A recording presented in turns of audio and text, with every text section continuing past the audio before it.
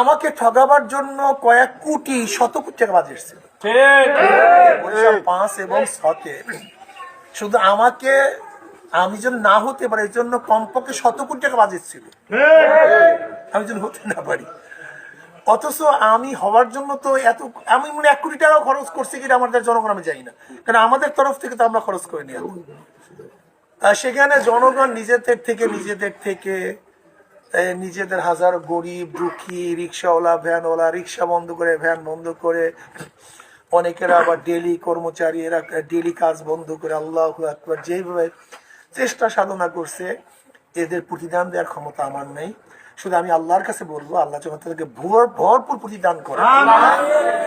আর যারা ইসলাম ও মানবতার জন্য, ইসলামের জন্য, দেশের জন্য, মানবতার জন্য ভোট দিয়েছে, আমি মনে করি এদেশে দামি, এদেশে মেধাবী, এদেশে জ্ঞানী দ্বিতীয় কোনো ভোটার আছে বলে আমি মনে করি না।